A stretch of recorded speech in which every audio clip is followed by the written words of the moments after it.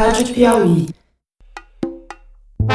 Sejam bem-vindos ao Maria Vai com as Outras, o podcast sobre mulher e mercado de trabalho da revista Piauí. Eu sou a Branca Viana.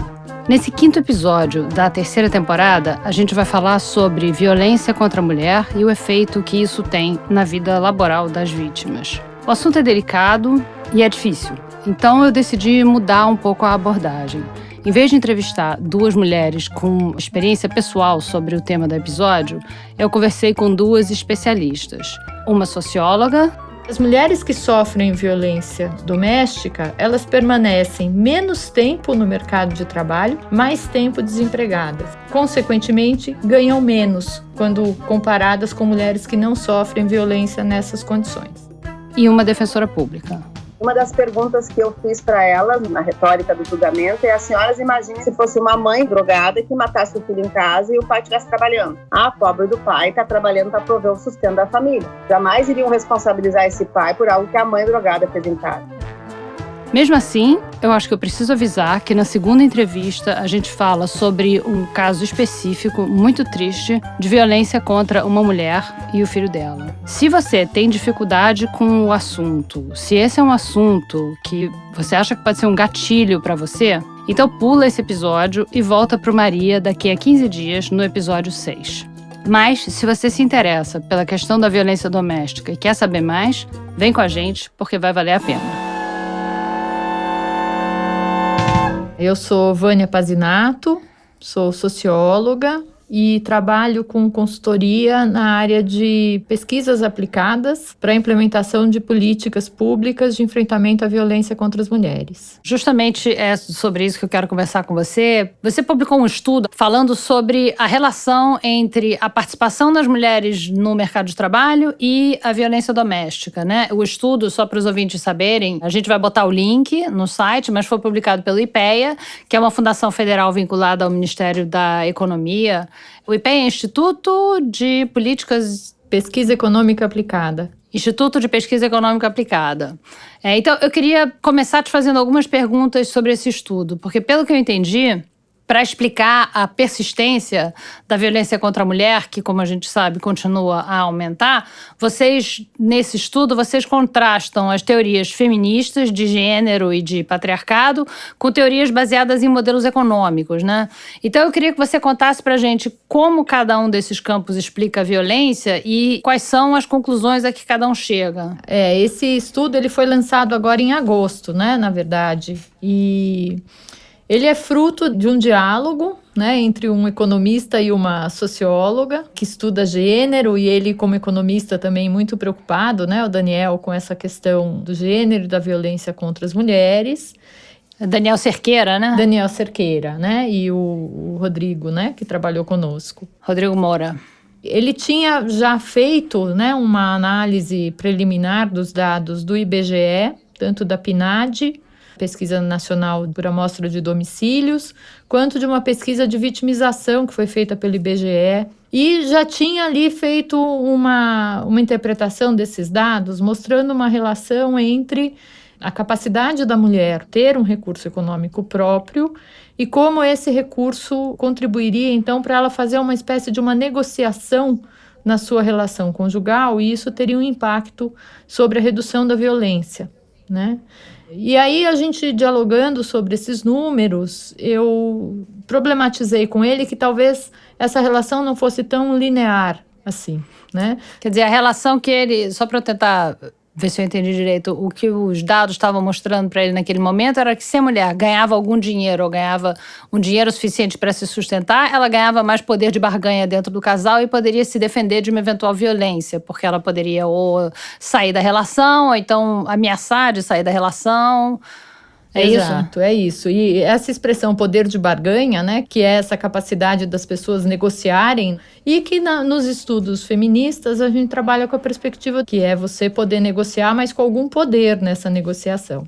Então, nós começamos um diálogo aí a partir desses dados, né, para mostrar que não é tão cristalino, nem linear, nem simples a relação entre aumentarmos o poder econômico das mulheres e que isso fará com que elas saiam da situação de violência. né? A gente tem visto crescer muito, né, essa percepção de que as mulheres sofrem violência, é um senso comum, né, de que as mulheres sofrem violência nas relações conjugais e permanecem nessas relações porque são dependentes economicamente dos seus parceiros, né?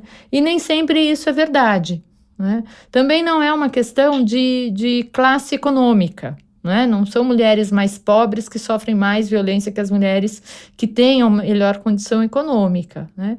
Então, a gente queria um pouco desfazer esse nó, mostrar que a relação, né, a mulher ter condições financeiras para construir alternativas para sair da violência é algo importante, de fato, mas não é a única saída para essa mulher, né? O processo de empoderamento na perspectiva feminista, ele é muito mais complexo do que isso, né? Ele envolve conhecimento de direitos, capacidade de tomar decisões, né? Você falou duas coisas importantes aí. Uma, a questão da classe, né? Quer dizer, não são só ou até mais as mulheres de classes desfavorecidas que sofrem violência, né? As mulheres ricas também, as mulheres de classe média também, as mulheres de todas as classes sociais, né? Exatamente, né? Isso a gente já sabe, já tem evidências empíricas, né? Para dizer que a violência contra a mulher, a violência principalmente entre parceiros afetivos, né? Não necessariamente casados, mas parceiros afetivos, ela ocorre de forma transversal na sociedade, né? Ela afeta mulheres de todas as classes. E é claro que o fator classe repercute na capacidade, na condição que essa mulher tem de buscar ajuda, né? E que tipo de recurso ela consegue acessar quando ela procura ajuda, né? Seja nas políticas públicas, seja num atendimento privado, na advocacia privada, no médico, né? No terapeuta, mas a violência está lá, né? Ela ocorre em toda a sociedade. O que a gente discutiu aí é que na leitura econômica, né, é uma leitura mais fria, né, a partir dos números. Então, aparece essa relação de que o próprio estudo mostra, né, isso, mulheres que trabalham fora, permanecem no casamento, sofrem menos violência, né. Mas o que a gente já sabe também sobre a violência de gênero contra as mulheres é que ela se dá nessa sociedade estruturada sobre um patriarcado aí profundo, né, que ainda que tenham sido abertas possibilidades para as mulheres participarem no mercado de trabalho, romperem com alguns modelos tradicionais da mulher recatada, da mulher 100% mãe, esposa, companheira, essa participação no mercado de trabalho ainda se dá num modelo muito patriarcal, né? Porque as mulheres ainda participam da esfera pública a partir de um modelo muito feminino, né? Então, quando a gente diz que ela trabalhando fora, ela adquire algum poder de negociação na relação, o que a gente ficou discutindo como hipótese é que essa equação envolve também uma negociação em torno desses papéis tradicionais de gênero, né? Então, a mulher, ela trabalha fora, mas ela não pode abrir mão daquilo que ela faz dentro de casa, como mãe, esposa, companheira, porque senão ela vai sofrer violência moral, uma violência psicológica, né, mostrando como ela não é boa mãe, como ela não é boa companheira, como ela não sabe cuidar da casa, né. Uma outra coisa que eu achei interessante no relatório de vocês foi a questão dos ex-companheiros, da mulher que de fato deixa uma relação abusiva e o que acontece depois. Eu fiquei bastante impressionada. Explica pra gente, por favor. Sim, pela relação, né, que a gente encontrou nesse estudo, mulheres que se separam, né, ou que estão separadas e têm uma participação no mercado de trabalho, elas sofrem mais violência do que aquelas que permanecem casadas, né? Mas o estudo ele não permite a gente saber em que momento essa separação acontece, né? Se a violência já estava instalada e a mulher trabalhando fora encontra condições para sair daquela relação violenta e aí ela se separa, ou se é diferente, né? Ela trabalha fora, ela resolve se separar e a partir dali uma situação de violência se instala, porque aí sim é uma afronta muito direta a esse sistema patriarcal, né? A mulher que não só sai de uma relação, né, sai da dependência de um marido e debaixo da autoridade de um marido, como ainda encontra condições de se sustentar sozinha, né? Esta relação do antes e depois, a gente não consegue fazer com os dados que a gente tem. Mas o que a gente sabe por outros estudos sobre violência, inclusive a partir do que é normalmente denunciado, né, as delegacias, e muito presente nos casos de feminicídio também, é que, em geral, a violência ela já está instalada e quando as mulheres pedem a separação conjugal, aí essa violência se agrava. A causa da violência não é o pedido de separação em si. Esta é, digamos, a justificativa social que a gente encontra para a violência contra a mulher, né? A justificativa mais imediata. Né? Ele matou porque ela quis se separar, ele matou porque ele não suportaria viver sem ela, né? Ou não suportaria vê-la com outro homem, então matou. Né? Como não ia suportar viver sem, então matou, que é para viver sem de uma vez. Essa não é a causa, né? A causa é a desigualdade de gênero, estrutural, de novo, numa sociedade patriarcal, que diz que mulheres são submissas aos homens, que homens têm poder de vida e de morte sobre as mulheres, sobre o seu comportamento, o seu desejo, sua realização. Esta é a causa original. A violência contra as mulheres, qual é o efeito que ela tem na vida laboral delas? Mulher que sofre violência, o que acontece com ela no trabalho? Tem uma outra pesquisa que se dedica mais a esse impacto, né, da violência doméstica na vida profissional das mulheres, que é um estudo feito pela Universidade Federal do Ceará, em parceria com o Instituto Maria da Penha. E o que tem demonstrado nessa pesquisa é que a violência doméstica ela traz um impacto importante sobre a saúde física e a saúde mental das mulheres. Isso repercute tanto na ausência do trabalho, então dias de trabalho que são perdidos, né? As mulheres não podem trabalhar porque estão machucadas, né? Às vezes estão com hematoma, sentem vergonha de ir para o trabalho, então faltam no trabalho. Impacta na produtividade, né? Porque a mulher que está sofrendo violência, ela tem menos capacidade de concentração, mas impacta sobretudo sobre produtividade, né? Isso gera um custo, né? Um custo econômico importante para a sociedade, para as empresas, enfim. E gera também aí um outro impacto para a mulher, que é justamente na sua fragilização econômica. Né? O que o estudo mostra é que as mulheres que sofrem violência doméstica, elas permanecem menos tempo no mercado de trabalho, menos tempo trabalhando, mais tempo desempregadas. E, consequentemente, ganham menos quando comparadas com mulheres que não sofrem violência nessas condições, né? Então, este é o impacto na vida laboral das mulheres, né? O outro impacto é aquele que já está previsto na própria Lei Maria da Penha, que é a violência patrimonial que as mulheres sofrem no contexto doméstico e familiar quando trabalham, né? Que tem a ver com ter que dar a parte ou a totalidade do dinheiro que ganham para o companheiro, né? Que muitas vezes é o abusador, que fica com todo o dinheiro dela para usar na casa ou para usar para ele, né? Essa também é uma parte daquela negociação que a gente não consegue ver no nosso estudo, quando a gente diz que isso minimiza a violência, mas minimiza porque é o homem que continua controlando o recurso econômico dentro da família, né? E isso chama violência patrimonial, ele controlar o dinheiro dela, né? Violência patrimonial está prevista na Lei Maria da Penha. Além do controle que ele pode ter sobre instrumentos, ferramentas, recursos que a mulher possa necessitar para desenvolver o seu trabalho. Então, o homem também pode ter controle sobre isso, pode, inclusive, limitar o acesso dela a esses bens, algumas vezes destruir os bens, né, para que ela não possa trabalhar.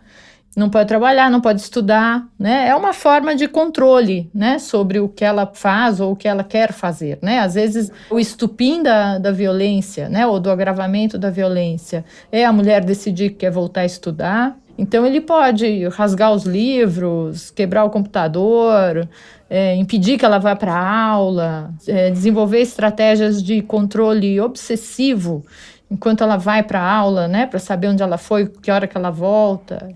São todas formas de violência que estão, na verdade, interconectadas, né, porque não é uma violência única. Essa violência patrimonial é também uma violência psicológica, né, também é uma violência moral e que caracterizam, então, essa violência doméstica, né?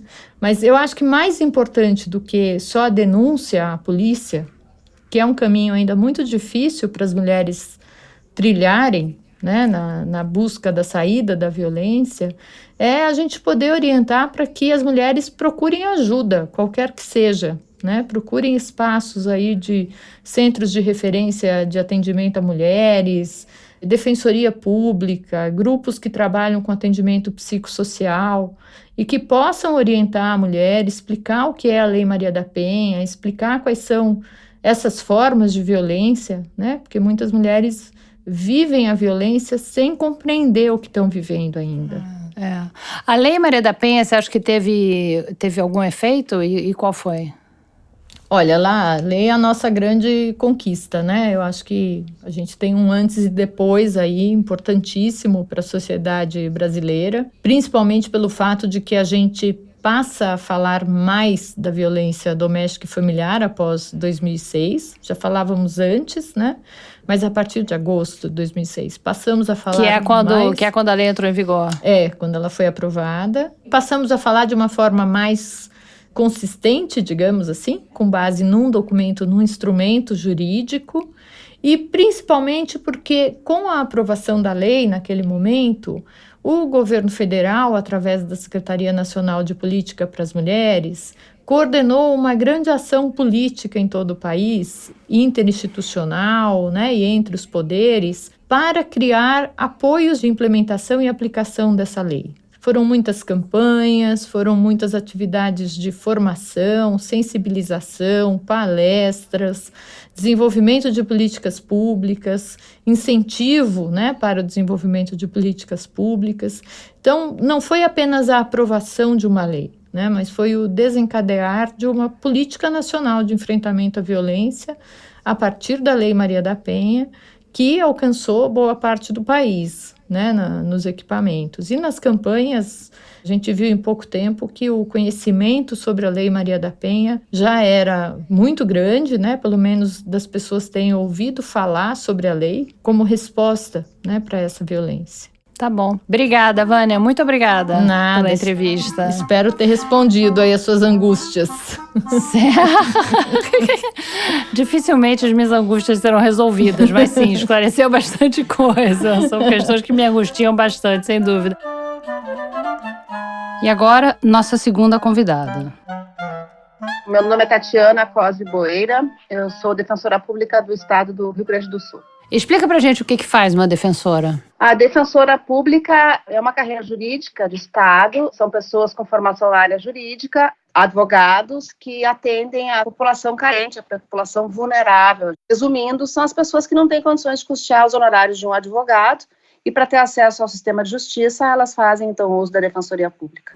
E você, como defensora, você pode escolher os casos que você vai trabalhar? Você pode recusar um réu, por exemplo, ou não? Não. As hipóteses de você não atender uma pessoa são só as hipóteses de impedimentos mesmo. Os legais, por exemplo, uma pessoa com quem eu tenha parentesco ou inimizade, que seja credor ou devedor, as hipóteses previstas em lei de impedimento. Fora isso, a pessoa procura a defensoria e ela tem que ser atendida. A gente fala aqui sobre mulher e mercado de trabalho de um modo geral, né? E a gente quis falar com você por causa de um caso específico da Tatiane da Silva Santos. Esse caso me chamou a atenção especificamente por causa disso, porque ela foi, e você me corrige se eu estiver errada, mas ela foi condenada a 22 anos de cadeia por homicídio qualificado por omissão do companheiro dela que matou o filho dos dois, mas ela não estava nem em casa, ela estava trabalhando. Explica pra gente o que é isso. O que é homicídio qualificado por omissão? Como é que a pessoa pode ser culpada por um crime se a pessoa não estava nem lá?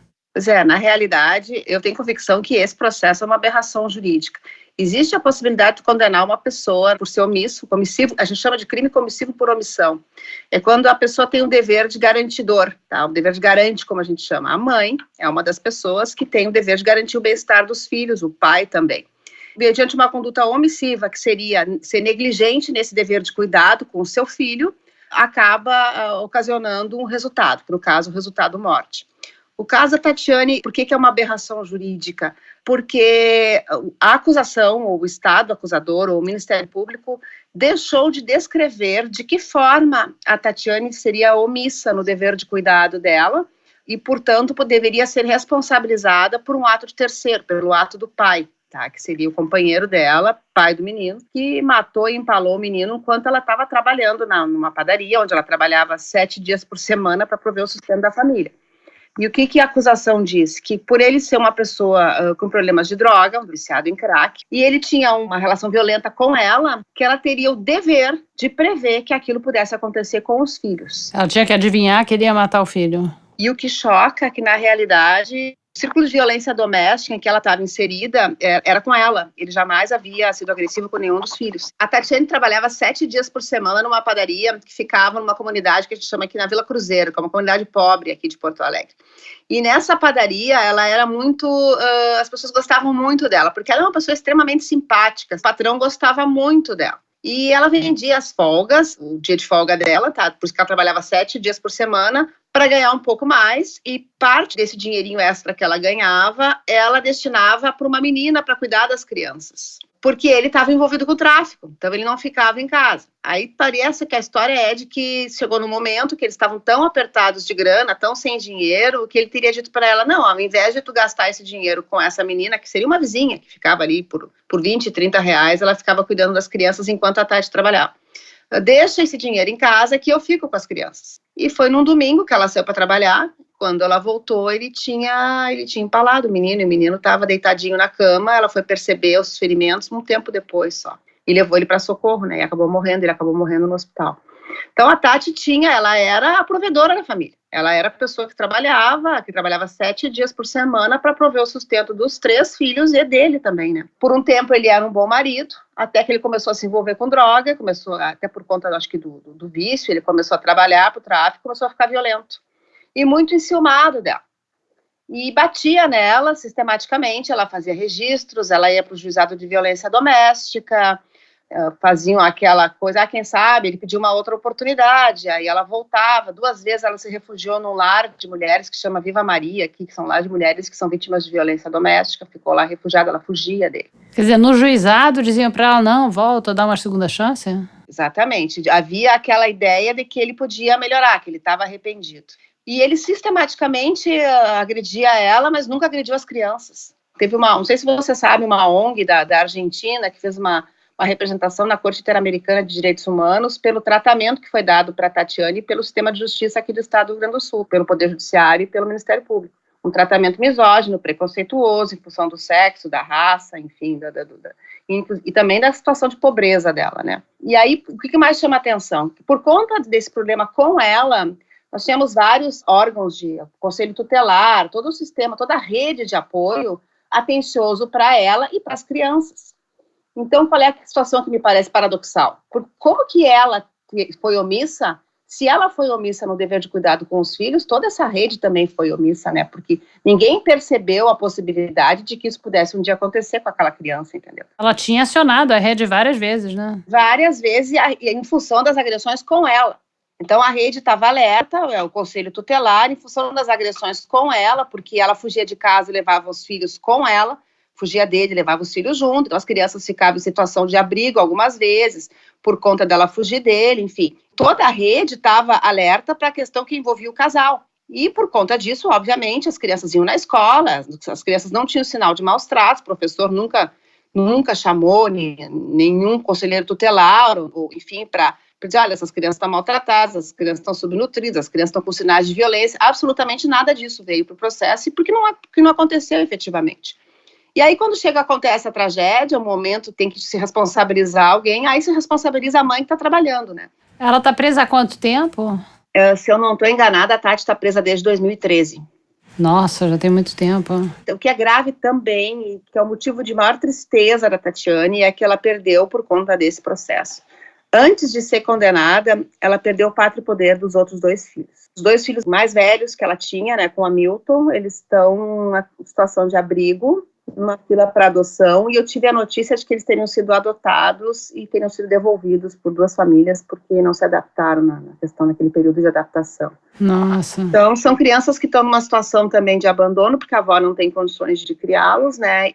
E ela perdeu o pátrio poder desses 2 filhos antes, inclusive, de ser condenada. Tramitou o processo de perda de pátrio poder no juizado da infância e eles nem presumiram a inocência da Tati. O juiz entendeu que era caso dela perder o pátrio poder antes de ser condenada. Nossa, é muito grave. Isso é comum? Não, não é comum. Não é comum. Isso foi uma questão, assim, eu tenho a impressão que a Alice levou muito em consideração a violência do fato, a gravidade do fato. Mas não foi ela que fez? Não foi ela que cometeu essa violência? Foi o marido. Por isso a questão da misoginia e da questão do preconceito racial também, da questão da cor dela e da questão econômica também da Tati. Então, assim, foi uma resposta muito violenta do Estado para com ela, e esse Estado sempre, ao meu ver, foi omisso em relação a ela como pessoa, como cidadã. Eu acho que é o caso mais triste que eu já vi como defensora pública nesses 18 anos que eu sou defensora. Olha que eu já vi coisas, viu? Porque eu trabalho desses 18, 17 no Tribunal do Júri, então eu já vi de tudo. Mas uma injustiça como o caso da Tatiane, eu acho que foi o único na minha vida. Foram 7 juradas, 7 mulheres que julgaram o caso da Tatiane. O placar foi 5-2. Então 2 mulheres, de 7, 5 condenaram. Para ver como as próprias mulheres são preconceituosas, né, com relação ao papel da mulher. E uma das perguntas que eu fiz para elas, na retórica do julgamento, é: as senhoras imaginem se a situação fosse diferente. Se fosse uma mãe viciada, drogada, que matasse o filho em casa e o pai estivesse trabalhando. O que iam dizer? Pobre do pai, está trabalhando para prover o sustento da família. Jamais iriam responsabilizar esse pai por algo que a mãe drogada fez em casa, né? Isso seria o normal, né? Quer dizer, até o discurso é esse, né? Mas me impressionou que elas não se sensibilizaram. Foi trazendo uns argumentos por uma promotora de justiça também, que atua no caso, uma mulher, que a Tati levava muito mais em consideração a afinidade sexual com o parceiro do que o amor de mãe para filho. Ela tinha afinidade sexual com ele e, por conta dessa afinidade sexual, ela deu uma menor valia para a vida dos filhos. Os filhos valiam menos como vida do que a afinidade sexual que ela teria com o companheiro. Que ela, então, não teria se separado dele porque eles tinham uma boa vida sexual e que isso, então, colocou em risco a vida dos filhos e por isso ela tem que ser presa. Ela preferiu botar em risco a vida dos filhos para continuar mantendo um relacionamento que tinha afinidade sexual com o parceiro. Foi esse o discurso. Bem complicado, bem complicado. Ele tá preso? Preso e, ao meu ver, preso até ilegalmente, porque tá há muito tempo preso sem ter julgamento. Esse caso da Tati é um caso que eu ainda tenho esperança de reverter, mas não sei se vamos conseguir, não sei. Nossa, que coisa, que história triste. Tomara que isso se reverta. Eu imagino que se acontecer alguma coisa... Torcer para que aconteça. Avisa a gente se...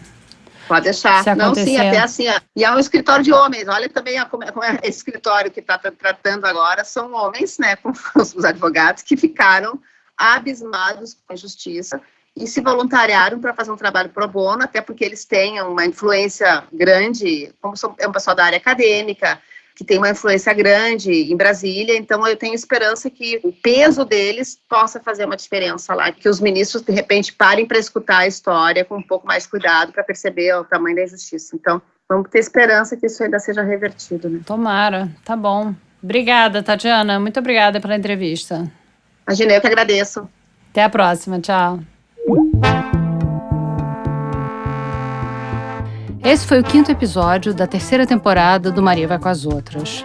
Para nossa grande alegria, o Maria tá virando uma espécie de Tinder de amizade e sororidade para as nossas ouvintes. Isso porque depois do episódio sobre a escolha de ser mãe ou de não ser mãe, a nossa convidada, Lúcia Carolina, recebeu de uma ouvinte moradora da mesma cidade que ela um convite para tomar um café. A Tamires, que é a ouvinte, disse que queria mostrar para a Lúcia que tem muita gente legal na cidade e que ela pode fazer bons amigos por lá.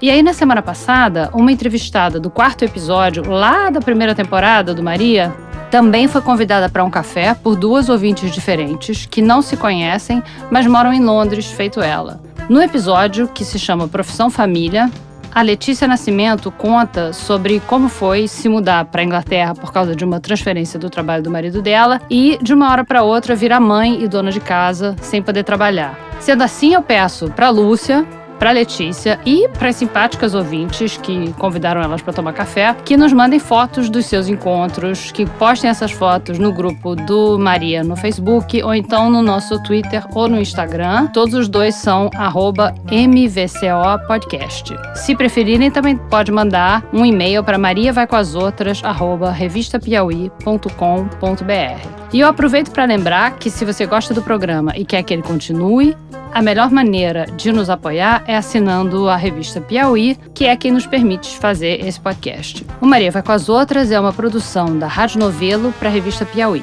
Nossa diretora é a Paula Scarpim, a produção é da Mari Faria, a edição é da Mari Romano, que também recriou a nossa música tema. A distribuição digital é da Kellen Moraes e quem cuida das nossas redes sociais é a Ana Beatriz Ribeiro. A finalização é do João Jabassi e nós gravamos no Estúdio Rastro com o Dani Di. Obrigada e até daqui a 2 semanas.